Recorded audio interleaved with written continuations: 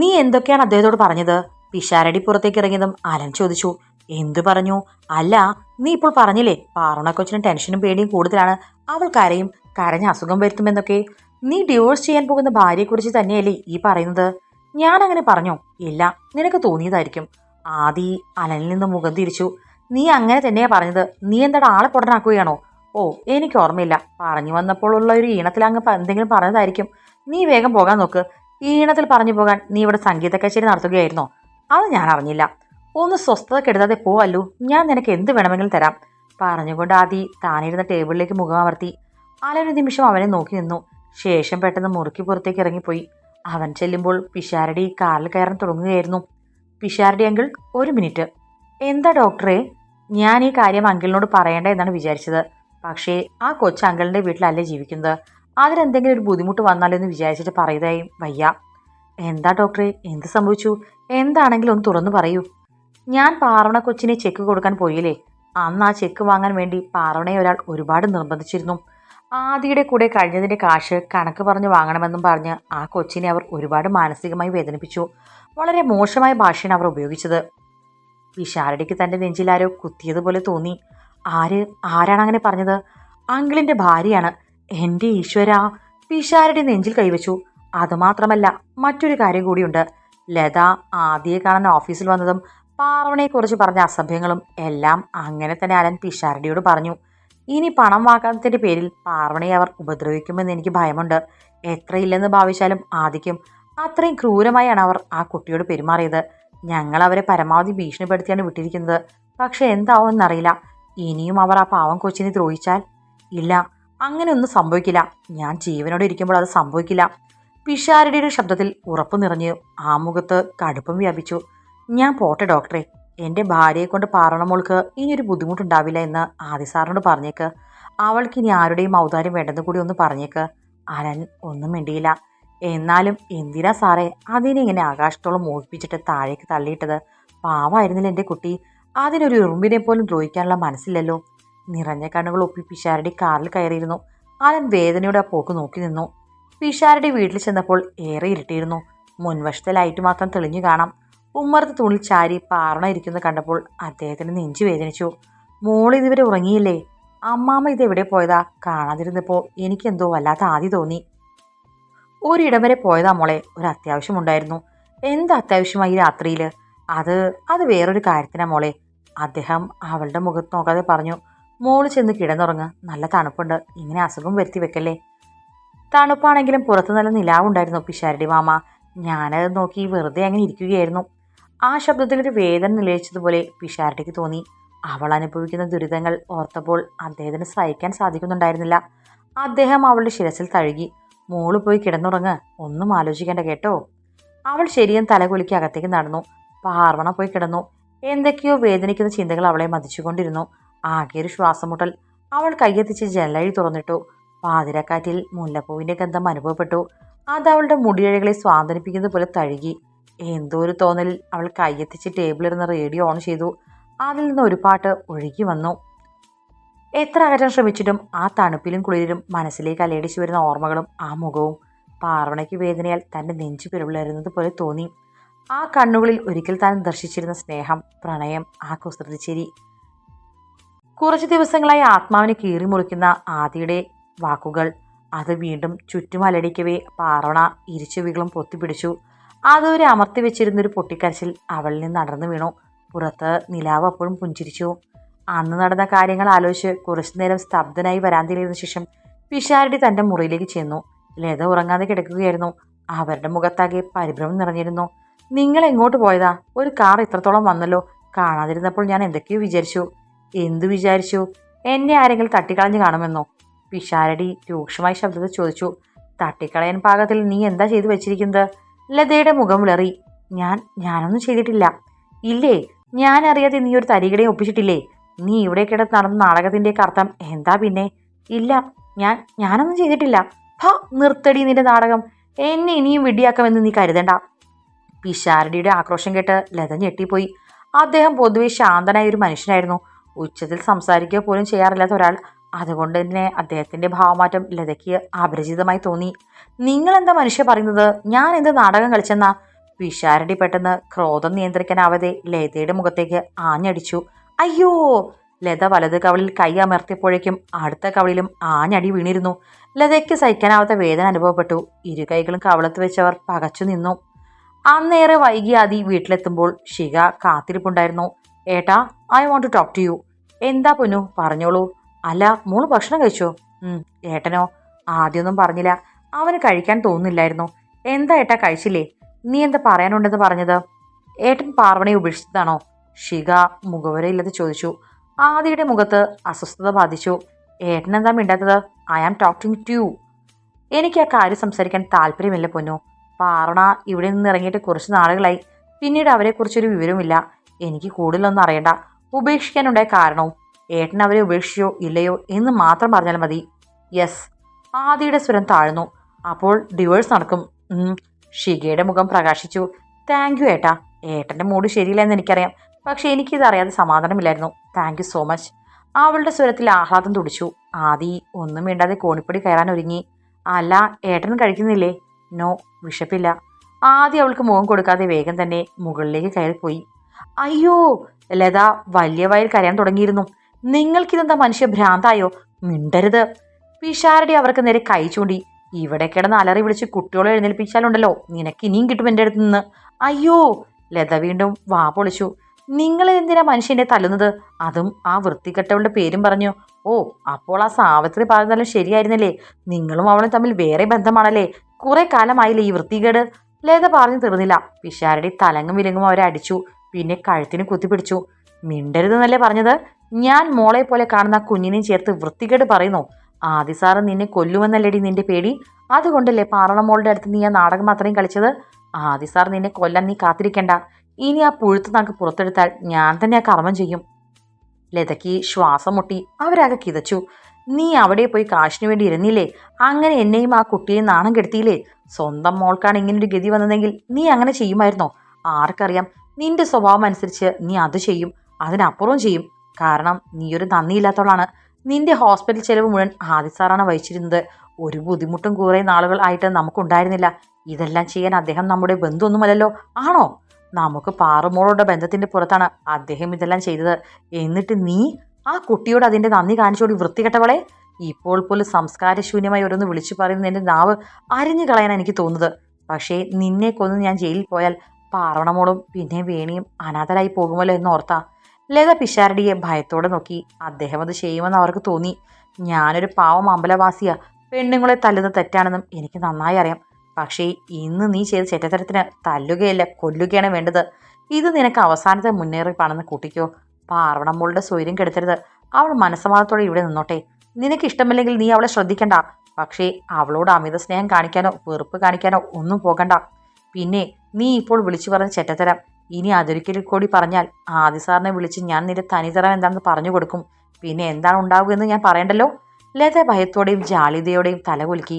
എല്ലാം പിഷാരടി അറിഞ്ഞതിൻ്റെ ബുദ്ധിമുട്ടുണ്ടായിരുന്നു അവർക്ക്. എന്നാ പിന്നെ പോയി കിടക്കാൻ നോക്ക്. നാളെ രാവിലെ തന്നെ അടുക്കളയിൽ കയറിക്കൊള്ളണം. എനിക്കും വേണിക്കും ചെയ്യാൻ പറ്റുന്നതൊക്കെ ഞങ്ങളും ചെയ്യാം. ഇനി ഒന്നിനും പാർവണമോളെ ബുദ്ധിമുട്ടിക്കണമെന്നില്ല, മനസ്സിലായോ? ലത വേഗം തന്നെ കഴുതു തടവിക്കൊണ്ട് കട്ടിലിൻ്റെ ഒരറ്റത്ത് കിടന്നു. മറ്റേ അറ്റത്ത് പിഷാരടിയും. ലതയിൽ നിന്ന് നേരിയ തോതിൽ ഹേങ്ങലിൻ്റെ ചീളുകൾ പുറത്തേക്ക് വരുന്നുണ്ടായിരുന്നു. പക്ഷെ പിഷാരടി അത് കേട്ടതായി ഭാവിച്ചില്ല. ഭർത്താവിൻ്റെ മാറ്റം ലതയിൽ ഒരുപാട് ദുഃഖമുണ്ടാക്കി. തന്നോട് ഇതുവരെ എതിർത്തൊരു വാക്ക് പറയാത്ത ആളാണ്. താൻ എന്ത് പറഞ്ഞാലും കേൾക്കുമായിരുന്നു. പക്ഷെ ആ മനുഷ്യൻ ഇന്ന് തൻ്റെ കവളത്തടിച്ചിരിക്കുന്നു. പിന്നെയും ഒരുപാട് തല്ലി. ഇതെല്ലാം പാർവണ കാരണമാണെന്ന് അവർക്ക് തോന്നി. ഒന്നും ചെയ്യാനാവാത്ത നിസ്സഹായതയിൽ അവർ പല്ലിറുമി. അടുക്കളയിൽ ഇരുന്ന് കപ്പ നുറുക്കുകയായിരുന്നു സാവിത്രി. അപ്പോഴാണ് ഉറക്കമെഴുന്നേറ്റ് സംഗീത അങ്ങോട്ട് വന്നത്. എന്താ അമ്മേ ബ്രേക്ക്ഫാസ്റ്റിന്? ഓ, തമ്പുരാട്ടി എഴുന്നേറ്റ് വന്നോ? എന്നെ കൊണ്ടൊന്നും പറയിക്കണ്ട. സമയം 10 കഴിഞ്ഞല്ലോടി. നിനക്കൊന്ന് നേരത്തെ എഴുന്നേറ്റ് വന്ന് എന്നെ സഹായിച്ചാൽ എന്താ? നിന്റെ മറ്റവനാണെങ്കിൽ ഒടുക്കത്തെ തീറ്റയല്ലേ. 3-4 പേരുടെ ഫുഡ് അവൻ ഒറ്റയ്ക്ക് വേണം. ഇതിനെല്ലാത്തിനും ഞാൻ ഒറ്റയ്ക്ക് കിടന്ന് വിഷമിക്കണം. എൻ്റെ മറ്റവനോ? സംഗീതയുടെ മുഖം ചുളിഞ്ഞു. അല്ലാതെ പിന്നെ നീയല്ലേ അവനെ തലയിൽ വലിച്ചു കയറ്റിയത്? ചുമ്മാ തലയിൽ വലിച്ചു കയറ്റിയതൊന്നുമല്ലല്ലോ. അങ്ങനെ ആ മണ്ടനെ മയക്കെടുത്തുകൊണ്ട് നമുക്കിപ്പോൾ രക്ഷയായി. അല്ലെങ്കിൽ ആ നരകത്തിൽ കിടന്ന് ഇപ്പോഴും അനുഭവിച്ചേനെ. അമ്മ അവിടെ ഇതിനെ ഇരട്ടി പണി ചെയ്യുമായിരുന്നല്ലോ. ഇപ്പോൾ എന്താ ഇത്ര ബുദ്ധിമുട്ട്? ദേ, ആ കൊരങ്ങനെയും എന്നെയും ചേർത്ത് പറഞ്ഞിട്ടുണ്ടല്ലോ, എൻ്റെ സ്വഭാവം മാറും. എല്ലാ കാര്യവും അറിയാം, എന്നിട്ടാണ് ഇങ്ങനെ. എന്തെങ്കിലും ഒരു നിവൃത്തി ഉണ്ടായിരുന്നെങ്കിൽ ആ മരപ്പട്ടിയും കളഞ്ഞിട്ട് ഞാൻ സ്ഥലം വിടുമായിരുന്നു. എടി, ഒന്ന് പതുക്കെ. അവൻ അപ്പുറത്തെങ്ങാനും ഉണ്ട്, കേട്ടാൽ കൊന്നുകളയും. സാവിത്രി ശബ്ദം താഴ്ത്തി പറഞ്ഞു. ഓ, അപ്പോൾ അമ്മയ്ക്ക് പേടിയുണ്ടല്ലേ? എന്നിട്ടാണോ ഇത്രയും പെർഫോമൻസ് കാണിക്കുന്നത്? ഇക്കുറി സംഗീതയുടെ ശബ്ദം താഴ്ന്നു. അവൻ്റെ ആണെങ്കിൽ പിറകെ നടന്ന ഒടുക്കത്തെ കൊഞ്ചലാ. എനിക്ക് സഹിക്കാൻ വയ്യ. ഏതു നേരവും എന്നാ കല്യാണം എന്ന് ചോദിച്ചു നടക്കുകയാണ്. അതിനിടയിലാ അമ്മയുടെ ഒരു കുറ്റപ്പെടുത്തലുകൾ. സംഗീത അസഹ്യത ഭാവിച്ചു. ഞാൻ കുറ്റപ്പെടുത്തിയതല്ല മോളെ. സാവിത്രി കുറച്ചുകൂടി താഴ്ന്നു. നീ എനിക്കൊരു കൈസഹായം ചെയ്ത എങ്ങനെയാ? ഇവിടെ ഒരു ഗ്യാസ് കുറ്റി പോലുമില്ല. എല്ലാം അടുപ്പിൽ. ആ നോക്കട്ടെ അമ്മേ, മണികണ്ഠനോട് ഗ്യാസ് കണക്ഷൻ എടുക്കാൻ പറയാം. ഞാനൊന്ന് ചിരിച്ച് കാണിച്ചാൽ ആ കുരങ്ങനെ എന്തും അനുസരിച്ചോളും. പിന്നെ എനിക്ക് പണി ചെയ്യാനൊക്കെ പണ്ടേ മടിയാണെന്ന് അമ്മയ്ക്കറിയാമല്ലോ. ഒരു വിധത്തിൽ അമ്മ തന്നെയാ അതിന് കാരണം. ഞാനെന്ത് ചെയ്തു? ചെറുപ്പം മുതൽ അമ്മ എന്നെ ഒന്നും ചെയ്യാൻ സമ്മതിക്കില്ലായിരുന്നല്ലോ. ഞാൻ തിന്ന പാത്രം വരെ അമ്മ ആ പാറുണയെ കൊണ്ടല്ലേ കഴുകിപ്പിച്ചിരുന്നത്. അത് ശരിയാ മോളെ. അവൾ നമ്മുടെ അടിമയായി ജീവിച്ചിരുന്ന കാലം ഹോ എന്തൊരു സുന്ദരമായ ഒരു സമയമായിരുന്നത്. ഇനി അതൊക്കെ തിരിച്ചു കിട്ടുമോ ആവോ? തിരിച്ചു കിട്ടണമെങ്കിൽ ആ അതിശേഷം അവളെ ഉപേക്ഷിക്കണം. മൂഷിക സ്ത്രീ വീണ്ടും മൂഷിക സ്ത്രീയായി എന്ന് കേട്ടിട്ടില്ലേ? അയാൾ വലിച്ചെറിഞ്ഞിട്ട് ഒന്നുമില്ലാതെ അവൾ തെരുവിലേക്ക് ഇറങ്ങണം. അതൊക്കെ നടക്കുമോ ആവോ? എന്തായാലും നമുക്ക് നാട്ടിലേക്ക് തിരിച്ചു പോകണം മോളെ. നമ്മളെ ദ്രോഹിച്ച പാർവണയോട് നമുക്ക് പ്രതികാരം ചെയ്യണം. അതിന് ഇല്ലം അവളുടെ പേരിലല്ലേ അമ്മേ? മാത്രമല്ല മണികണ്ഠന്റെ കണ്ണ് വെട്ടിച്ച് ഇവിടുന്ന് എങ്ങനെ പുറത്ത് കിടക്കും? മാത്രമല്ല നമ്മൾ രക്ഷപ്പെട്ടത് ആ ആദിശേഷം എങ്ങനെ അറിഞ്ഞിട്ടുണ്ടോ ആവോ? ചിലപ്പോൾ അറിഞ്ഞിട്ടും എവിടെയെങ്കിലും പോയി തൊലയട്ടെ എന്ന് വിചാരിച്ചതും ആവാം. ഇനിയും അവന്റെ കൺമുന്നിൽ എങ്ങനെയാ നമ്മൾ ജീവിക്കുന്നത്? അതൊക്കെ വലിയ പ്രശ്നങ്ങളാ. എനിക്കൊരു ആങ്ങളയുള്ളതിനെ കുറിച്ചാണെങ്കിൽ ഒരു വിവരവുമില്ല. നമ്മൾ ചത്തോ ജീവിച്ചിരിക്കുന്നുണ്ടോ എന്നുകൂടി അന്വേഷിക്കാത്തൊരു സാധനം. ആ എന്തായാലും കുറച്ചു കാലം കൂടി ഇങ്ങനെ പോട്ടെ. അത് ശരിയാ. സാവിത്രി ഒന്ന് ഇടിവേർപ്പെട്ടു. നീ വേഗം ചമ്മന്തിയാ മുളക് ചമ്മന്തി ചാലിച്ചെടുക്കും മോളെ. ഇപ്പോൾ വരും ആ ആർത്തിപ്പണ്ടാരം വെട്ടി വീങ്ങാനായിട്ട്. സാവിത്രി പ്രാഗിക്കൊണ്ട് പറഞ്ഞു. ഓ അതൊക്കെ അമ്മ തന്നെ അങ്ങ് ചെയ്താൽ മതി. ഞാൻ കുറച്ചു നേരം കൂടി പോയി കിടക്കട്ടെ. ബ്രേക്ക്ഫാസ്റ്റ് ആകുമ്പോൾ വിളിച്ചാൽ മതി. സംഗീതയുടെ പോക്ക് കണ്ട സാവിത്രിക്ക് ചൊറിഞ്ഞു കയറി വന്നു. പിറുപിറുത്തുകൊണ്ട് അവർ വീണ്ടും കപ്പ നുറുക്കാൻ തുടങ്ങി. തന്നെ കാണണമെന്ന് ആവശ്യപ്പെട്ട് വന്ന ആ അതിസുന്ദരിയായ പെൺകുട്ടിയുടെ മുഖത്തേക്ക് പാർവണ നോക്കി നിന്നു. അവൾക്കത് ആരാണെന്ന് മനസ്സിലാവുന്നുണ്ടായിരുന്നില്ല. എവിടെയോ കണ്ട മറന്ന ഒരു ഛായ. അടുത്തറിയാവുന്ന ഒരാളെ പോലെ. ചിലപ്പോൾ തന്റെ തോന്നലാവാം. അപ്സരയും പാർവണെ തന്നെ ശ്രദ്ധിക്കുകയായിരുന്നു. ചുവപ്പുകാരയുള്ള ഒരു മുണ്ടും നേരിയതുമാണ് വേഷം. ബ്ലൗസും കടും ചുവപ്പ് തന്നെ. അഴിച്ചിട്ട മുടി നിതംബം വരെ ഒഴുകി പരന്ന് കിടക്കുന്നു. വിഷാദം നിറഞ്ഞ മഷി, എഴുതാത്ത കണ്ണുകൾ. പക്ഷെ അവ നീണ്ടുവിടർന്ന് മനോഹരമായിരുന്നു. ഒരു പൊട്ടുപോലുമില്ല മുഖത്ത്. ലിപ്സ്റ്റിക് ഇടാഞ്ഞിട്ടും ചുവന്ന ചുണ്ടുകൾ. വിചാരിച്ചതുപോലെ തന്നെ ഒരു തനി നാടൻ പെൺകുട്ടി. പക്ഷെ ഈ ദുഃഖഭാവത്തിലും അവളിൽ വല്ലാതൊരു വശ്യത ഉണ്ടെന്ന് അപ്സരയ്ക്ക് തോന്നിപ്പോയി. അവൾ നിന്ന് ഹൃദ്യമായൊരു പരിമളം തന്നിലേക്ക് പരക്കുന്നത് അപ്സര അറിഞ്ഞു. മുല്ലപ്പൂവിന്റെ ഗന്ധമുള്ളൊരു പെണ്ണ്. പാർവണയുടെ മുഖത്തേക്ക് നോക്കുന്നതും അപ്സരയ്ക്ക് അസ്വസ്ഥത തോന്നി. ഓ അപ്പോൾ ഇതാണവൾ. നന്ദ്യാർ വട്ടപ്പൂവിന്റെ വിശുദ്ധിയുണ്ടെന്ന് ആദിശേഷ് വർമ്മ പറഞ്ഞ അയാളുടെ പെണ്ണ്. ഇവൾക്ക് വേണ്ടിയാണ് അയാൾ തന്റെ പ്രണയം നിരാകരിച്ചത്. പാർവണയെ നോക്കി നിൽക്കും തോറും അവൾക്ക് അനിർവചനീയമായൊരു ഭംഗിയുണ്ടെന്ന് അപ്സരയ്ക്ക് വീണ്ടും വീണ്ടും തോന്നി തുടങ്ങി. വെറുതെയല്ല ആദി അവളുടെ അടിമയായി പോയതെന്നും. തനിക്ക് എന്താണ് സംഭവിക്കുന്നത്? പാർവണ വെറും പട്ടിക്കാട്ട് പെണ്ണല്ലേ? ഇവൾക്ക് തന്റെ നിറമുണ്ടോ? തന്റെ സൗന്ദര്യമോ സൗഭാഗ്യങ്ങളോ ഉണ്ടോ? തന്റെ എത്ര പണമുണ്ടോ? ഇല്ല, ഒന്നും തന്നെ ഇല്ല. അവൾ മനസ്സിനെ പറഞ്ഞ് ബോധ്യപ്പെടുത്താൻ ശ്രമിച്ചു. പക്ഷേ പാർവണയ്ക്ക് എന്തോ പ്രത്യേകതയുണ്ടെന്ന് അവളുടെ അന്തരംഗം അവളോട് വന്ദിച്ചു. ആദിശേഷ് വർമ്മ എന്ന അതിസുന്ദരനും ഏത് പെണ്ണിന്റെ ഹൃദയം കവരാൻ കഴിവുള്ളതുമായ ബിസിനസ് മാഗ്നറ്റിനെ തന്നിൽ മാത്രം തളച്ചിടാനുള്ള മാന്ത്രികത. അതുകൊണ്ട് തന്നെ അപ്സരയ്ക്ക് അവളോട് അസൂയ തോന്നിപ്പോയി. ഒന്നുമില്ലായ്മയിലും പതറാത്ത ഒരു സൗന്ദര്യം. കുട്ടിയാണോ എന്നെ കാണണമെന്ന് പറഞ്ഞത്? എനിക്ക് മനസ്സിലായില്ല. ആരാണ്? പാർവണ മൃദുവായി ചോദിച്ചു. അവളുടെ ശബ്ദം പോലും അതിമധുരമാണെന്ന് അപ്സര അറിഞ്ഞു. പാർവണയുടെ മുന്നിൽ നിൽക്കെ എന്തോ ഒരു അപകർഷത അവളെ ഭരിച്ചു. ഇവൾ നിസാരമായി സ്വന്തമാക്കിയ ആദിയുടെ പ്രണയം താൻ കഠിനാധ്വാനം ചെയ്തിട്ടും നേടാൻ കഴിയുന്നില്ല. ഇപ്പോഴും അയാൾ ഇവളെ പ്രണയിക്കുന്നുണ്ടോ? പപ്പ പറഞ്ഞ കഥകളൊക്കെ വെച്ച് നോക്കുകയാണെങ്കിൽ. ആ ചിന്തയിൽ അപ്സരയുടെ മുഖം കടുത്തു. ഹൃദയത്തിൽ അസൂയയുടെ കനലുകൾ ആളിക്കത്തി. ഞാൻ കുട്ടിയല്ല. നിങ്ങൾ എന്നെ അങ്ങനെ വിളിക്കേണ്ട ആവശ്യമില്ല. Call me Apsara. അപ്സര? പാർവണയുടെ ചുണ്ടുകൾ മന്ത്രിച്ചു. അവളുടെ എടുത്തടിച്ചുള്ള മറുപടിയിൽ പാർവണയ്ക്ക് വല്ലായ്മ തോന്നി. പെട്ടെന്ന് അവളുടെ മനസ്സിലൂടെ ഒരു മിന്നൽ പിണർ കടന്നുപോയി. ഒരിക്കൽ ഇന്ദിര മുത്തശ്ശി തന്നെ കാണിച്ചത് ഇവളുടെ ഫോട്ടോയല്ലേ? അദ്ദേഹത്തിന് വന്ന വിവാലോചനയാണെന്നും പറഞ്ഞ്. അതെ, അതിവൾ തന്നെ. സ്ട്രെയിറ്റൻ ചെയ്ത മുടി ചുമലുകൾ ഒഴുകി കിടക്കുന്നു. ഇളം റോസ് നിറമുള്ള വടിവത്ത ശരീരവും തിളങ്ങുന്ന മിഴികളുമുള്ള മനോഹരമായൊരു പാവക്കുട്ടിയെ പോലെ. ഒരു ഹിന്ദി സിനിമ നടിയെ അനുസ്മരിപ്പിക്കുന്ന രൂപം. നിങ്ങളെന്താ ഇങ്ങനെ നോക്കുന്നത്? അപ്സരയുടെ ശബ്ദം കടുത്തു. ഒന്നുമില്ല. കുട്ടി എന്തിനാ എന്നെ കാണാൻ വന്നത്? ഞാൻ പറഞ്ഞു കുട്ടിയെന്ന് വിളിക്കരുതെന്ന്. പാർവണയ്ക്ക് വല്ലാത്ത അസഹ്യത തോന്നി. എങ്കിലും അവൾ മിണ്ടാതെ നിന്നു. ഒന്നിനോടും മല്ലിടാനുള്ള മനസ്സ് അവൾക്കപ്പോൾ ഇല്ലായിരുന്നു. മനസ്സാക്കി ശൂന്യതയായിരുന്നു. സത്യം പറഞ്ഞാൽ എൻ്റെ നിലയും വിലയും അനുസരിച്ച് നിങ്ങൾ എന്നെ മാഡം എന്നാണ് വിളിക്കേണ്ടത്. ദരിദ്രവാസിയായി നീ എവിടെ കിടക്കുന്നു, ഞാനെവിടെ നിൽക്കുന്നു? അപ്സര താൻ നിൽക്കുന്ന ചെറിയ അവളുടെ വീടാകെ നോക്കി. ഓ ഇതാണോ നിന്റെ കുപ്പമാടം? ഇങ്ങനെ ഒരു ചാരക്കുണ്ടിൽ പുഴുവിനെയാണല്ലോ ആദി കുറെ നാൾ തലയിലെടുത്ത് വെച്ചത്. മതി, ഇനി ഒരക്ഷരം പറയരുത്. പാർവണ അപ്സരയ്ക്ക് നേരെ കൈ ചൂണ്ടി. എന്നെ ഇങ്ങനെ അപമാനിക്കാനുള്ള അധികാരം അപ്സരയ്ക്കില്ല. മാത്രമല്ല, പണവും പദവിയും വെച്ച് മനുഷ്യരെ അളക്കുന്ന അപ്സരയോളം ഞാൻ അധപ്പതിച്ചിട്ടുമില്ല. നമ്മൾ ചവിട്ടി നിൽക്കുന്ന ഈ മണ്ണ് പോലും നമ്മുടെ സ്വന്തമല്ല. അതാണ് ജീവിതം. സ്നേഹവും കരുണയും മാത്രമേ ജീവിതത്തിൽ മഹത്തരമായിട്ടുള്ളൂ. അതില്ലാത്ത മനുഷ്യൻ വെറും പിണമാണ്. അതറിഞ്ഞുകൊണ്ട് വേണം സഹജീവികളോട് പെരുമാറാൻ. അപ്സര ആ ജ്വലിക്കുന്ന കണ്ണുകളിലേക്ക് നോക്കി. അവൾക്ക് പതർച്ച തോന്നി. താൻ വിചാരിച്ചതുപോലെയല്ല ഇവൾ. സ്പെഷ്യലാണ്. ഇവളുടെ അപ്പിയറൻസ്, സംസാരം, ക്യാരക്ടർ എല്ലാം താൻ വിചാരിച്ചതുപോലെ യാതൊരു ഇൻഡിവിജ്വാലിറ്റിയിലുമല്ലാത്ത പെണ്ണല്ല പാർവണ. അതുകൊണ്ടാണ് ആദി ഇവളിൽ അഡിക്റ്റായി പോയത്. അപ്സര പോയിക്കോളൂ, എനിക്ക് വേറെ ജോലിയുണ്ട്. പറഞ്ഞിട്ട് പാർവണ അകത്തേക്ക് പോകാൻ ഭവിച്ചു. ദേഷ്യം കൊണ്ടും അസൂയം കൊണ്ടും അപ്സര നീറിപ്പിടഞ്ഞു. അവൾ പെട്ടെന്ന് പാർവണയുടെ നേരെ കൈനീട്ടി തടഞ്ഞു. അങ്ങനെ അങ്ങ് പോയാലോ? എനിക്ക് നിങ്ങളോട് സംസാരിക്കുന്നുണ്ട്. ഞാനത് മുഴുവൻ പറഞ്ഞിട്ടേ പോകൂ. എനിക്കൊന്നും കേൾക്കണ്ട. എനിക്ക് പറയാനുള്ളത് എൻ്റെ കാമുകനായ ആദിശേഷ് വർമ്മയെ കുറിച്ചാണ്. അത്രയും ആഴത്തിലുള്ള ഞങ്ങളുടെ ബന്ധത്തെക്കുറിച്ചാണ്. പിടിച്ചു കെട്ടിയത് പോലെ പാർവണയുടെ കാലുകൾ നിശ്ചലമായി.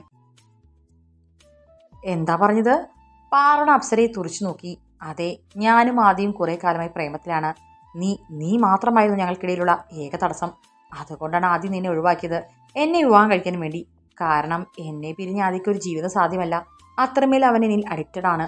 എൻ്റെ സൗന്ദര്യത്തിൽ, എൻ്റെ പണത്തിൽ, എൻ്റെ സോഷ്യൽ സ്റ്റാറ്റസിൽ, എൻ്റെ കുലമഹിമയിൽ, അങ്ങനെ നിനക്കില്ലാത്തതായ എല്ലാ ഗുണങ്ങളിലും ആദി അഡിക്റ്റഡ് ആണ്. ഇല്ല, ഞാനിത് വിശ്വസിക്കില്ല. അദ്ദേഹം ഒരിക്കലും അങ്ങനെ ചെയ്യില്ല. മറ്റൊരു പെണ്ണിനെ കുറിച്ച് അദ്ദേഹം ചിന്തിക്കുക കൂടിയില്ല. അപ്സര മനോഹരമായി ചിരിച്ചു. അത് നിന്റെ വിശ്വാസം. ഒരിക്കൽ ഒരു വുമണറസറായിരുന്ന ആദി മറ്റൊരു പെണ്ണിനെ കുറിച്ച് ചിന്തിക്കുക കൂടിയില്ലത്രേ. കുറച്ചു കാലം ആദിക്ക് നിന്നോടൊരു മോഹം തോന്നിയിട്ടുണ്ടാവാം. അതിന്റെ പേരിൽ ഔദാര്യം പോലെ നിനക്കൊരു ജീവിതം കിട്ടി. പക്ഷെ ആദിക്ക് യഥാർത്ഥത്തിൽ കടുത്ത പ്രേമം തോന്നിയത് എന്നോട് മാത്രമാണ്. കാരണം ആദിശേഷന് യോജിച്ച വിധത്തിൽ സൗന്ദര്യവും സമ്പത്തും ആഭിജാത്യവും തികഞ്ഞ പെണ്ണ് ഞാൻ മാത്രമല്ലേ? ഇല്ല, അദ്ദേഹത്തിന് അങ്ങനെ ചെയ്യാൻ കഴിയില്ല. ഇതെല്ലാം കള്ളമാണ്. പാർവണ കരഞ്ഞുപോയി. അവൾ പൂർണ്ണമായും തകർന്നടിയുന്നത് കണ്ട അപ്സരയുടെ പകയുടെ ചിരിച്ചു. കള്ളമോ? വെറുതെ അല്ല പാർവണ, ഒരു പട്ടിക്കാട്ടുകാരിയാണെന്ന് ഞാൻ പറയാൻ കാരണം നീ അത് തെളിയിച്ചു കൊണ്ടിരിക്കുകയല്ലേ. അല്പം ബുദ്ധിയുണ്ടെങ്കിൽ നീ ഒന്ന് ആലോചിച്ച് നോക്ക്. പെട്ടെന്നല്ലേ നിന്നെ ഉപേക്ഷിച്ചത്, അതും നീ ഒട്ടും പ്രതീക്ഷിക്കാത്തൊരു സമയത്ത്. ഒരു സൂചന പോലും തരാതെ വളരെ ക്രൂരമായി. ആ കോൺട്രാക്ടിന്റെ പേര് പറഞ്ഞ് നിന്നെ എത്ര നിസ്സാരമായാണ് അവൻ ഒഴിവാക്കിയത്. പാർവണ അപ്സരയെ തുറച്ചു നോക്കി. അവളുടെ കണ്ണുകൾ നിറഞ്ഞൊഴുകി. നീ അറിയാതെ ഒരു കാര്യം കൂടി ഞാൻ പറയാം. ഞാനും ആദ്യം മനസ്സുകൊണ്ട് മാത്രമല്ല ശരീരം കൊണ്ട് ഒന്നായവരാണ്. പാർവണയ്ക്ക് തന്റെ ചുറ്റും കൊടുങ്കാറ്റടിക്കുന്ന പോലെ തോന്നി. ആ വിക്ഷോഭത്തിൽ അവളുടെ ഹൃദയം ആടിയുലഞ്ഞു. അവൾക്ക് മരിച്ചാൽ മതിയെന്ന് തോന്നി. പക്ഷെ അപ്പോഴും ആദ്യം അവിശ്വസിക്കാൻ അവളുടെ മനസ്സ് മടിച്ചു. അവൻ ഒരിക്കൽ കാണിച്ചിരുന്ന അതിരില്ലാത്ത സ്നേഹവും കരുതലും എല്ലാം അവൾ ഓർത്തു. അദ്ദേഹത്തിന് തന്നെ ചതിക്കാൻ കഴിയില്ല. ഇതെല്ലാം വെറുതെ പറയുകയാണ്. മുന്നിൽ നിൽക്കുന്നവൾ ഏതോ സ്വാർത്ഥ ലക്ഷ്യം വെച്ച് തന്നെ തെറ്റിദ്ധരിപ്പിക്കുകയാണ്. പാർവണയുടെ മനോവിചാരങ്ങൾ ഏകദേശം അപ്സരയ്ക്ക് മനസ്സിലാകുന്നുണ്ടായിരുന്നു. അതുകൊണ്ട് തന്നെ അവൾ അവസാനത്തെ ആണി എങ്ങനെ അടിക്കണമെന്ന് മനസ്സിൽ കണക്ക് കൂട്ടുകയായിരുന്നു. ആദിശേഷത്തിന്റെ ഉടമസ്ഥയിലുള്ള പഴയ കൊട്ടാരം അറിയില്ലേ? അവിടെയായിരുന്നു ഞങ്ങളുടെ മതിവിധു. അവിടെ ഒരു രാത്രി ഞങ്ങൾ ഒരുമിച്ചുണ്ടായിരുന്നു. ഈ അപ്സരയുടെ ശരീരസുഗന്ധം ആദിശേഷ് വർമ്മ മതിവരോളം നുകർന്ന ആ നിലാവുള്ള രാത്രി ഞാൻ ഒരിക്കലും മറക്കില്ല. എൻ്റെ ജീവിതത്തിലെ ഏറ്റവും അനുഭൂതി നിറഞ്ഞ ദിവസം. എൻ്റെ പ്രിയപ്പെട്ടവൻ എൻ്റെ മനസ്സ് മാത്രമല്ല ശരീരവും കീഴടക്കിയ ദിവസം. പാർവണ നിഷേധാർത്ഥത്തിൽ തലയാട്ടി. അവൾ അമ്പെ തകർന്നതായി അപ്സര മനസ്സിലാക്കി. വേണ്ട, നീ വിശ്വസിക്കേണ്ട. പക്ഷേ മാസങ്ങൾക്ക് മുമ്പെയുള്ള ആ രാത്രി നിനക്ക് ഓർമ്മയുണ്ടാവും. അന്ന് ഒരുപാട് വൈകിയാണ് ആദ്യം വീട്ടിലേക്ക് പോയത്. നിന്നോട് എന്തെങ്കിലും ബിസിനസ് ഇഷ്യൂ ആണെന്നോ ഓഫീസിൽ തിരക്കായിരുന്നെന്നോ പറഞ്ഞു കാണും. സത്യത്തിൽ ആദിക്കന്ന് എന്നെ വിട്ടുപോകാൻ ഇഷ്ടമല്ലായിരുന്നു. അന്ന് ആദ്യം എന്നോട് നീയുമായുള്ള കോൺട്രാക്ടിന്റെ കാര്യം പറഞ്ഞു. അവൻ എന്നെ ഇനി അധികം പിരിഞ്ഞിരിക്കാൻ സാധിക്കില്ലെന്നും പാർവണയെ കോൺട്രാക്ടിന്റെ പേരിൽ പുഷ്പം പോലെ ഒഴിവാക്കാമെന്നും ആദ്യം എനിക്ക് വാക്ക് തന്നു. നിനക്ക് യാതൊരു തെറ്റിദ്ധാരണയും ഇല്ലാതിരിക്കാനാണ് ആ പാതിരാത്രി എന്നെ സ്വന്തം കാറിൽ വീട്ടിൽ വിട്ടതിനു ശേഷം ആദ്യം നിന്റെ അടുത്തേക്ക് തിരിച്ചു വന്നത്. പാർവണ ആ രാത്രിയെക്കുറിച്ച് ഓർത്തു. അന്ന് പാതിരാക്കാറ്റ് വീശിയടിച്ചിരുന്നു. പുറത്ത് നിലാവുണ്ടായിരുന്നു. കാറ്റിൽ കുടമുല്ലപ്പൂക്കളുടെ സുഗന്ധമുണ്ടായിരുന്നു. ഓഫീസിൽ തിരക്കായതുകൊണ്ട് വൈകിയെന്നാണ് പറഞ്ഞത്. ഏറെ ക്ഷീണമുണ്ടായിട്ട് പോലും ആൾ താനുമായി മറ്റു പെണ്ണിനൊത്ത് കഴിഞ്ഞിട്ടാണോ അന്ന് തന്റെ ഭർത്താവ് തന്നെ തേടി വന്നത്? ആ പഴയ കൊട്ടാരത്തിൽ പോകണമെന്ന് താൻ പലവട്ടം പറഞ്ഞിട്ടുണ്ട്. അപ്പോഴൊക്കെ തിരക്കാണ്, പിന്നീടാവാം, നീ ഒറ്റയ്ക്ക് പോയാൽ ശരിയാവില്ല എന്നൊക്കെ പറഞ്ഞ ആളാണ്. എന്നിട്ടാണ് മറ്റൊരു പെണ്ണിന്റെ കൂടെ. പാർവണ വേദനയുടെ അപ്സരയെ നോക്കി. അവൾ പറഞ്ഞത് ശരിയാണ്. ബിസിനസ് മാഗ്നറ്റ് ആദിശേഷ് വർമ്മയ്ക്ക് ചേർന്ന പെണ്ണ്. സൗന്ദര്യമുണ്ട്, സമ്പത്തുണ്ട്, ആഭിജാത്യമുണ്ട്. തനിക്കോ എന്താണുള്ളത്? ആ കാൽക്കൽ അർപ്പിക്കാനായി വെണ്ണ പോലെ അലിയുന്നൊരു മനസ്സ് മാത്രം. അതാൾ ചവിട്ടിയിറക്കുകയും ചെയ്തു. അപ്സര ആഹ്ലാദത്തോടെ പാർവണയുടെ ഓരോ ഭാവം വീക്ഷിക്കുകയായിരുന്നു. ഇനി ഞാൻ വന്ന കാര്യം പറഞ്ഞേക്കാം. ആദി ഞാനുമൊത്തൊരു സന്തോഷം നിറഞ്ഞ ജീവിതം ആഗ്രഹിക്കുന്നു. പക്ഷേ ആദിക്ക് ഇപ്പോഴും നിങ്ങളോട് എന്തോ സഹതാപമുണ്ട്. അവൾക്ക് കുറച്ച് എന്തെങ്കിലും പണം കൊടുക്കണമെന്നൊക്കെ ആദി പറയാറുണ്ട്. അപ്സര അത് കയ്യിൽ നിന്നിട്ട് പറഞ്ഞതാണെങ്കിലും പാർവണിയുടെ ഹൃദയത്തിൽ നിന്ന് രക്തം പൊടിഞ്ഞു. സഹതാപം എന്ന വാക്ക് അവളുടെ ആത്മാവിനെ കീറി മുറിച്ചു. ആദി പറഞ്ഞിട്ട് അലൻ തന്നെ പണവുമായി സമീപിച്ചത് അവൾ ഓർത്തു. പണം വാങ്ങുന്നതും വാങ്ങാതിരിക്കുന്നതുമെല്ലാം നിങ്ങളുടെ ഇഷ്ടം. നാണമില്ലാത്തവർക്ക് എന്തുമാകാമല്ലോ. പക്ഷേ ഇനി ഒരിക്കലും ആദിയുടെ കൺമുന്നിൽ വരരുത്. ആദി ഇപ്പോൾ ഞാനുമായുള്ള റിലേഷനിൽ വളരെ ഹാപ്പിയാണ്. ആദി മാത്രമല്ല, ആദിയുടെ വീട്ടുകാരും മുത്തശ്ശിയും ശിഖയും അങ്ങനെ എല്ലാവരും. ഇനി നിങ്ങളായിട്ട് ഞങ്ങൾക്കൊരു ബുദ്ധിമുട്ടുണ്ടാക്കരുത്. ഞാനും ആദ്യം ഒന്ന് സന്തോഷത്തോടെ ജീവിച്ചോട്ടെ. ഇത്രയും കാലം ആദിയുടെ അവതാരമായി കിട്ടിയ ഭാര്യ പദവിയിൽ അട്ടമെത്തയിൽ കിടക്കുന്ന പോലെ ഒരു അർഹതയും ഇല്ലാഞ്ഞിട്ടും ഞെളിഞ്ഞിരുന്നില്ലേ? ഇനി മതി. കഴിയുമെങ്കിൽ ആദിയുടെ കൺമുന്നിൽ നിന്നൊന്ന് പോയി തന്നാൽ അത്രയും ഉപകാരം. ഞാൻ പോകുന്നു. ഇനി ഇതിന്റെ പേരിൽ ആദിയുടെ അടുത്ത് നിങ്ങൾ ഒരു പരാതിയുമായി പോവില്ല എന്ന് ഞാൻ വിചാരിക്കുന്നു. കുറച്ചെങ്കിലും അഭിമാനമുണ്ടെങ്കിൽ നിങ്ങളത് ചെയ്യില്ല. പിന്നെ ഞങ്ങളുടെ വിവാഹം ഉടനുണ്ടാവും. It will be a great celebration. ഞാനിനി ആരെയും ബുദ്ധിമുട്ടിക്കില്ല. അപ്സര പോയിക്കോളൂ. Wish you a happy married life. പാർവണയുടെ ശബ്ദം മരവിച്ചിരുന്നു. അപ്സര വിജയഭാവത്തിൽ വെട്ടിത്തിരി നടന്നു. പാർവണ വേച്ച് വേച്ചാണ് മുറിയിലേക്ക് എത്തിയത്. അപ്സരയുടെ വാക്കുകൾ മൂർച്ചയേറിയ കത്തി പോലെ അവളുടെ സ്നേഹത്തിന്റെയും വിശ്വാസത്തിന്റെയും ചെറിയ ലോകം കഷണങ്ങളാക്കി തകർത്തു. അപ്സരയുടെ വാക്കുകൾ അവളുടെ മനസ്സിൽ പ്രതിധ്വനിച്ചു. അവളെ പരിഹസിച്ചു. ശ്വസിക്കാനാവാതെ അവൾ കിടക്കയിൽ അള്ളിപ്പിടിച്ചു. ആരോ കുടൽമാല കുത്തിപ്പറിച്ചതുപോലെ അവൾക്ക് തോന്നി. ഞെട്ടലിൽ മരവിച്ച പാർവണയുടെ ചിന്തകൾ ഒരു ചുഴി പോലെ കറങ്ങാൻ തുടങ്ങി. ആദിശേഷ് വർമ്മയ്ക്ക് ഇതെല്ലാം കഴിയുമായിരുന്നോ? അവളുടെ മനസ്സ് ദേഷ്യവും വേദനയും കൊണ്ട് കുതിർന്നു. ഇതാണോ വിവാഹം? ഇതാണോ ഭർത്താവിന്റെ സ്നേഹം? ഇത്രയുള്ളൂ സ്ത്രീ പുരുഷ ബന്ധം? ആദിയുടെ ചിരിയുടെ, പ്രേമമൂലുന്ന വാക്കുകളുടെ, വാഗ്ദാനങ്ങളുടെ ഓർമ്മകൾ അവളുടെ മനസ്സിൽ നിറഞ്ഞു. അവൾ നിരാശയുടെ കടലിൽ മുങ്ങിത്താഴ്ന്നു. അവളുടെ ശരീരത്തിന്റെ ഒരു ഭാഗം അലറാനും നിലവിളിക്കാനും മുഴുവൻ ലോകത്തിനെതിരെ രോഷാകുലയാകാനും ആഗ്രഹിച്ചു. അവളുടെ മറ്റൊരു ഭാഗം ഒരു മുറിയിൽ ചുരുണ്ടുകൂടാനും എല്ലാവരിൽ നിന്ന് സ്വയം മറക്കാനും അപ്രത്യക്ഷമാകാൻ ആഗ്രഹിച്ചു. സ്വന്തം വികാരങ്ങളുടെ തിരമാലകളാൽ ആടിയില്ലെന്ന നങ്കൂരമില്ലാത്തൊരു കപ്പലായിരുന്നു അവൾ. അന്ധമായ ഒരു ജീവനാടി അവളെ ഇരുട്ടിലൂടെ ഇടറി. എന്നാൽ അവളെടുത്ത ഓരോ ചുവടും അവളെ ആഴത്തിലേക്ക് നയിച്ചു. അപ്സരയുടെ രൂക്ഷമായ വാക്കുകളുടെ ഓർമ്മ വീണ്ടും കൊടുക്കാട്ട് കണക്കെ ആഞ്ഞടിച്ചു. പാർവണയോട് അത് തെല്ലും കാരുണ്യം കാണിച്ചതേയില്ല. പിന്നീടുള്ള സമയം പാർവണ ഒരേ കിടപ്പായിരുന്നു. അവൾക്ക് ഭക്ഷണം വേണമെന്നോ എന്തിന് വെള്ളം പോലും കുടിക്കണമെന്നോ തോന്നിയില്ല. രാത്രി മുഴുവൻ കരഞ്ഞിരുന്നു. പിറ്റേ ദിവസം പാർവണ എഴുന്നേറ്റപ്പോൾ തന്നെ അവൾക്കൊരു തലചുറ്റൽ തോന്നി. ശരീരമാകെ വേദന. ഈശ്വര, പനി വല്ലതും വരാനുള്ള ലക്ഷണമാണോ? അവൾ വേവലാതിയോട് ഓർത്തു. ഈ അവസ്ഥയിൽ തനിക്ക് തന്നെക്കുറിച്ച് പേടിയില്ല. പലപ്പോഴും മരിക്കാൻ മാത്രമേ തോന്നുള്ളൂ. എന്തിനാണ് ഇങ്ങനെ ജീവിച്ചിരിക്കുന്നത് എന്നുള്ള വിചാരമാണ്. പക്ഷേ വയറ്റിലെ കുഞ്ഞിനെക്കുറിച്ച് ഓർക്കുമ്പോൾ അതൊക്കെ മറന്നു പോകുന്നു. അവന് വേണ്ടി, അവൻ്റെ മുഖം കാണാൻ വേണ്ടി ഈ ജീവിതത്തിലെ ദുരിതങ്ങളെല്ലാം താണ്ടിയേ തീരൂ. അവൾ ആലോചിച്ച് നിൽക്കുമ്പോഴേക്കും ലത ചായ കൊണ്ടുവന്നു. ബ്രേക്ക്ഫാസ്റ്റ് കഴിക്കാൻ വായോ, ദോശയും ചമ്മന്തിയും ഉണ്ടാക്കിയിട്ടുണ്ട്, ലത പറഞ്ഞു. കുറച്ചായിട്ട് അവരെ കൊണ്ട് യാതൊരു ശല്യവും ഇല്ല എന്ന് പാർവണ ഓർത്തു. മാത്രമല്ല അടുക്കള ജോലികൾ അങ്ങനെ തന്നെ തൻ്റെ തലയിൽ കെട്ടിവെക്കുന്നുമില്ല. താൻ എന്തെങ്കിലും ചെയ്യുകയാണെങ്കിൽ തന്നെ അത് വേണ്ട എന്നേ പറയാറുള്ളൂ. എന്ത് പറ്റിയാവോ ഇവർക്ക്? ആ സമയത്താണ് പിഷാരടി അങ്ങോട്ട് വന്നത്. എന്തേ മോളെ, ഞാൻ ഇന്നലെ രാത്രി മുതൽ നീ ശ്രദ്ധിക്കുന്നതാ. എന്തെങ്കിലും വയ്യായി ഉണ്ടോ നിനക്ക്? ഒന്നുമില്ല പിഷാരടി മാമേ, നമുക്ക് ഹോസ്പിറ്റലിൽ പോയാലോ മോളെ? പിഷാരടി പാർവണയുടെ നെറ്റിൽ കൈവച്ചു. നേരിയ ചൂടുള്ളത് പോലെയുണ്ട്. ഒന്നുമില്ലെന്നേ, ഇത് കാലാവസ്ഥയുടേതാ. പിഷാരടി മാമ പേടിക്കണ്ട, കുറച്ച് കഴിയുമ്പോൾ മാറിക്കോളും. കഴിക്കാതെയും കുടിക്കാതെയും അസുഖമൊന്നും വരുത്തി വെക്കല്ലേ കുട്ടി. ഇന്നലെയും നീ ഒന്നും കഴിച്ചില്ലെന്ന് വേണി പറഞ്ഞു. മോള് കുറച്ച് കഞ്ഞിയെങ്കിലും കുടിക്കുക, എന്നിട്ട് നമുക്ക് ഹോസ്പിറ്റലിൽ പോവാം. പാർവണയ്ക്ക് കിടക്കാൻ മാത്രമേ തോന്നുന്നുണ്ടായിരുന്നുള്ളൂ. അത്രയ്ക്കൊരു തളർച്ച. ഞാനൊന്ന് മേലി കഴുകിയിട്ട് കഴിച്ചോളാം പിഷാരടി മാമേ, കുറച്ച് കഴിയട്ടെ, ഇപ്പോൾ ഹോസ്പിറ്റലിൽ പോകേണ്ട കാര്യമില്ല. ലത ഈ സംഭാഷണമെല്ലാം കേട്ട് ഉള്ളിൽ പല്ല് കടിച്ചു. അവരൊന്നും മിണ്ടാതെ മുറിക്ക് പുറത്തേക്ക് പോയി. പാർവണ മുറിയിലെ പഴയ ഷെൽഫിൽ നിന്ന് തുവർത്തും കുളിച്ചു മാറാനുള്ള ഡ്രസ്സും എടുത്തു. വീടിന്റെ പിൻഭാഗത്തായി കുറച്ച് മാറിയാണ് കുളിമുറി നിൽക്കുന്നത്. ആ വീട്ടിൽ അറ്റാച്ച്ഡ് ബാത്റൂം ഇല്ലായിരുന്നു. കുളിമുറിയിലേക്ക് നടക്കുമ്പോൾ പാർവണയ്ക്ക് നല്ല തളർച്ച തോന്നി. എങ്കിലും അവൾ അത് സ്വാഭാവികമാണെന്ന് വിചാരിച്ചു. മേല് കഴുകാനായി ഡ്രസ്സ് മാറ്റിയിടുമ്പോൾ പാർവണ തൻ്റെ നഗ്നമായ വയറിൽ പതിയെ തഴുകി. പാവം തൻ്റെ കുഞ്ഞ്. അവൻ്റെ അച്ഛൻ അറിയുക പോലുമില്ല അവനിവിടെ ഉണ്ടെന്ന്. അവനും അറിയില്ല അച്ഛൻ തന്നെയും അമ്മയും നിഷ്കരണം ഉപേക്ഷിച്ച് കളഞ്ഞെന്ന്. അതും മറ്റൊരു പെണ്ണിന് വേണ്ടി. പെയ്യാൻ വേമ്പി നിന്ന കണ്ണുകൾ തുടച്ചവൾ കുളിക്കാൻ തയ്യാറായി. കുറേ സമയത്തിന് ശേഷം പിഷാരടി ഭക്ഷണത്തിന് വന്നിരിക്കുമ്പോൾ വേണിയും വന്നിരുന്നു. ലത അവർക്ക് വിളമ്പാൻ തുടങ്ങി. അന്ന് 2 അടി കൊടുത്തതിന് ശേഷം ലത പിന്നെ യാതൊരു ശല്യം ഉണ്ടാക്കിയിട്ടില്ലെന്ന് പിഷാരടി വിചാരിച്ചു. സ്വന്തം വാക്കിലും പ്രവൃത്തിയിലും ഒരു നിയന്ത്രണമുണ്ട് ഇപ്പോൾ അവർക്ക്. ഇങ്ങനെയൊക്കെ സംഭവിച്ചതിന് പിഷാരടിക്ക് വിഷമമുണ്ടായിരുന്നു. ഭാര്യയെ തല്ലുന്നത് ഒരു നല്ല കാര്യമായിട്ട് അദ്ദേഹത്തിന് തോന്നിയില്ല. പക്ഷേ പാറമഴയുടെ സ്വൈരത്തെ ഓർത്ത് അദ്ദേഹം ലതയോട് മാപ്പ് പറയാനൊന്നും നിന്നില്ല. അവരത് അർഹിക്കുന്നില്ല എന്ന് തന്നെ അദ്ദേഹത്തിന് തോന്നി. പാർവണ മോൾ എവിടെ വേണിക്കുട്ടി? അദ്ദേഹം വേണിയോട് ചോദിച്ചു. എനിക്കറിയില്ല, മുറിയിലുണ്ടാവും. എന്നാൽ മോള് പോയി ഒന്ന് വിളിക്കൂ. ആഹാരം കഴിക്കേണ്ടേ അതിന്? അല്ലെങ്കിൽ തന്നെ വലിയ ക്ഷീണമാണ് ഇപ്പോൾ. ഏതെങ്കിലും ഒരു ഡോക്ടറെ ചെന്ന് കൊണ്ട് കാണിക്കണം. പാർവണ കുളിക്കാൻ പോയിരിക്കുകയാ. കഴിക്കാൻ പറഞ്ഞപ്പോൾ കുളിച്ചിട്ട് മതിയെന്ന് പറഞ്ഞു. ലത മറുപടി കൊടുത്തു. എപ്പോ പോയതാ? 3/4 മണിക്കൂറോളമായി. പിഷാരടിക്ക് എന്തോ ഒരു സംഭ്രമം തോന്നി. ഒന്ന് നോക്കിയേ വേണിമോളെ, ഒന്നാമത് വലിയ മാനസിക വിഷമത്തിലാണ്. പുറത്തേക്ക് ഇറങ്ങുമ്പോഴൊക്കെ നമ്മളൊന്ന് ശ്രദ്ധിക്കണം. അച്ഛൻ പറഞ്ഞതിടെ വേണി പെട്ടെന്ന് എഴുന്നേറ്റു. 2-3 മിനിറ്റ് കഴിഞ്ഞ് കാണും വേണിയുടെ ഉച്ചത്തിലുള്ള നിലവിളി കേട്ടു. അയ്യോ അച്ഛാ, ഓടി വരണേ, അച്ഛാ ഓടി വാ.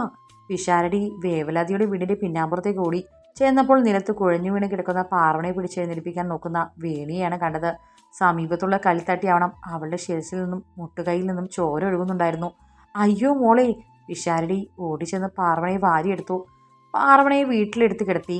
വേണിയെ ഏൽപ്പിച്ച ശേഷം പിഷാരടി അടുത്ത വീട്ടിലെ സദാനന്ദ മുതലാളിയുടെ അടുത്തേക്കാണ് പോയത്. അയാൾക്ക് കാറുണ്ട്.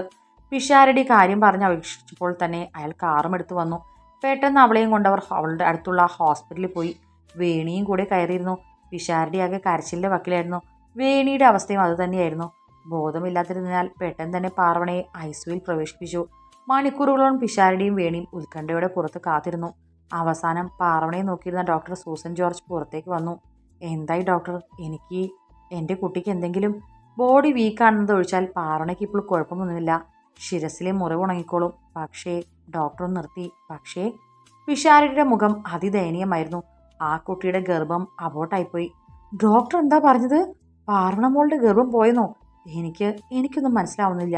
യെസ്, ആ കുട്ടി 1.5 മാസം ഗർഭിണിയായിരുന്നു. പിഷാരടി പിറകോട്ട് മലച്ചുപോയി. വേണിയും ഞെട്ടിപ്പോയി. ഡോക്ടർക്ക് എന്തെങ്കിലും തെറ്റ് പറ്റിയതാണോ? പിഷാരടി ദയനീയമായി ചോദിച്ചു. ആ മനുഷ്യന്റെ മുഖത്ത് നോക്കിയപ്പോൾ അവർക്ക് സഹതാപം തോന്നി. അയാളിപ്പോൾ കരയുമെന്ന മട്ടിലാണ്. പാർവണ അനുഭവിച്ച ടെൻഷൻ്റെയാവും. കുറച്ച് കോംപ്ലിക്കേറ്റഡ് ആയിരുന്നു ഈ പ്രഗ്നൻസി എന്നാണ് പരിശോധിച്ചപ്പോൾ എനിക്ക് മനസ്സിലായത്. അത് നിലനിന്നിരുന്നെങ്കിൽ അമ്മയെയോ കുഞ്ഞിനെയോ ഏതെങ്കിലും ഒരാളെ കിട്ടുമായിരുന്നുള്ളൂ. ചിലപ്പോൾ 2 പേരെയും ജീവനോട് കിട്ടുമായിരുന്നില്ല. വീഴ്ചയിൽ അബോർഷൻ സംഭവിച്ചു. പിന്നെ ആ കുട്ടി ഇതുവരെ ഒന്നും അറിഞ്ഞിട്ടില്ല. കുറച്ച് കഴിയുമ്പോൾ കണ്ണു തുറക്കും. പതിയെ അവളെ വേണ്ട പോലെ കാര്യം പറഞ്ഞ് മനസ്സിലാക്കാം. ആ മനസ്സിന് ഇനിയും ഷോക്കേൽക്കാതെ നോക്കണം. ഡോക്ടർ പോയതും പിഷാരടി ഭിത്തിയിൽ ചാരി നിന്നു. പിന്നെ നിലത്തേക്ക് ഊറും തേയും കരഞ്ഞു. പാർവണയെ എങ്ങനെയാണ് നേരിടേണ്ടതെന്നറിയാതെ അദ്ദേഹം നിസ്സഹായനായി. വേണിയും പൊട്ടിക്കരയും തുടങ്ങിയിരുന്നു.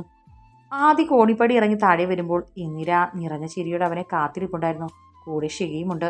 മുത്തശ്ശീനെ അന്വേഷിച്ചു പൊന്നു പറഞ്ഞു. ആ മോനെ, ഇങ്ങ് വന്നേ. നിന്നെയും വെയിറ്റ് ചെയ്താ മുത്തശ്ശി ഇരിക്കുന്നത്. ഇന്ദിര നിറപുഞ്ചിരിയോടെ പറഞ്ഞു. എന്താ മുത്തശ്ശി കാര്യം? ആദി കണ്ണുകളിൽ സംശയത്തോടെ അവരെ നോക്കി.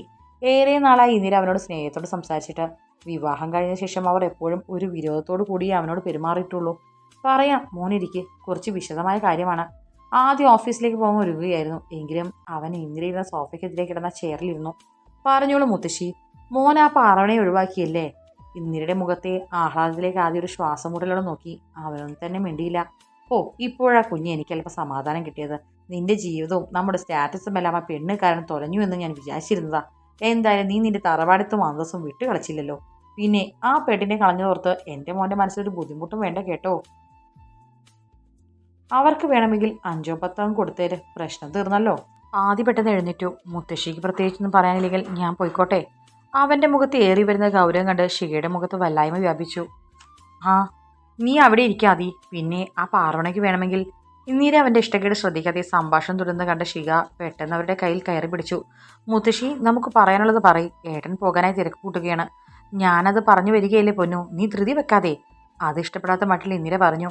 ഇന്ദിര തൻ്റെ സ്മാർട്ട് ഫോൺ ആദിക്ക് നേരെ പിടിച്ചു. ഈ സുന്ദരിക്കുട്ടിയൊന്ന് നോക്കിയേ മോനെ. ആദിയുടെ നോട്ടം അതിൽ തന്നെ തറഞ്ഞിരിക്കുന്ന കണ്ട് ഇന്ദിര ഗൂഢമായ ആഹ്ലാദത്തോടെ ഷിഗയെ നോക്കി. ഷിഗയുടെ മുഖം തിളങ്ങി. ഞാൻ പറഞ്ഞില്ലേ മോളെ, അവൻ ഫോട്ടോ കാണുമ്പോൾ തന്നെ അവളിൽ അഡിക്റ്റ് ആകുമെന്ന്. അവർ ഷിഗയുടെ കാതിൽ രഹസ്യം പറഞ്ഞു. എങ്ങനെയുണ്ട് മോനെ ആ കുട്ടി? എന്തൊരു ഭംഗിയല്ലേ.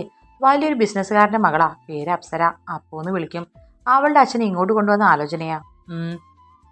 ആദ്യ ഗൗരവത്തിലൊന്ന് മൂളുക മാത്രം ചെയ്തു. അവൻ ആ ഫോണിലേക്ക് കണ്ണെടുക്കാതെ നോക്കി. അവൻ്റെ നെറ്റിയിലെ ഞരമ്പുകൾ വലിഞ്ഞു മുറുകി. കണ്ണുകളിൽ നേരിയ ചുവപ്പുരശി കലർന്നു. ഇവിടെ പാർവണയുള്ളപ്പോഴാണ് അയാൾ ഈ ആലോചനയുമായി വന്നത്.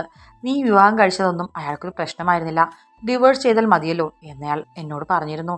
ഏക്കർ കണക്കിനാ മോനെ അയാൾക്കുള്ള മുതൽ കിടക്കുന്നത്. കാറുകളും ബംഗ്ലാവുകളും ഹോസ്പിറ്റലും ഷോപ്പിംഗ് മാളുകളും. ഹോ, ആ മോൾക്കാണെങ്കിൽ നീ എന്ന് വെച്ചാൽ ജീവനാണത്രേ. ഇന്നൊരു ആദ്യം പറഞ്ഞ വാചകം ആദിയുടെ ഹൃദയത്തിൽ തറച്ചു നിന്നു. അയാൾ ഇവിടെ വന്നിരുന്നോ?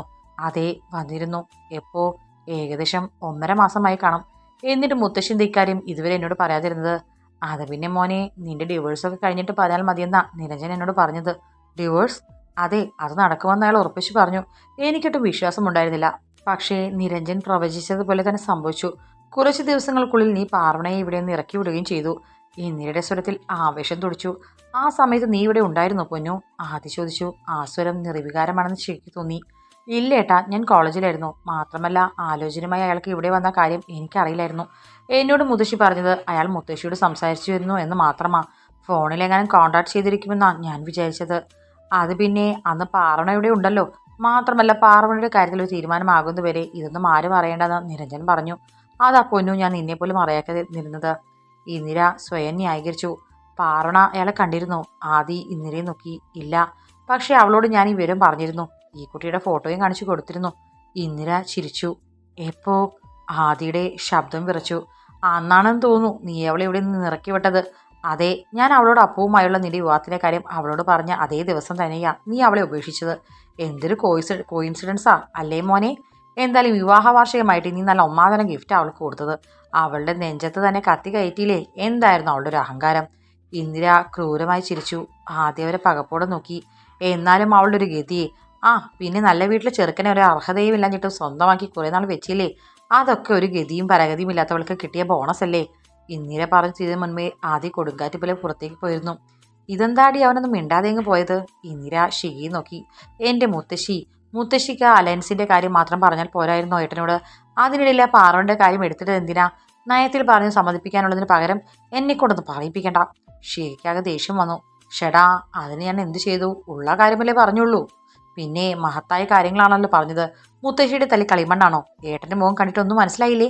അവൻ ആ പെണ്ണിനെ ഉപേക്ഷിച്ചതല്ലേ പൊന്നു. പിന്നെ ഈ ചെറുക്കിന് ഇത്ര ഫീൽ ചെയ്യാൻ എന്താ? എന്റെ മുത്തശ്ശി ഒരിക്കലും ഏട്ടന് അവരെ ഇഷ്ടമായിരുന്നു.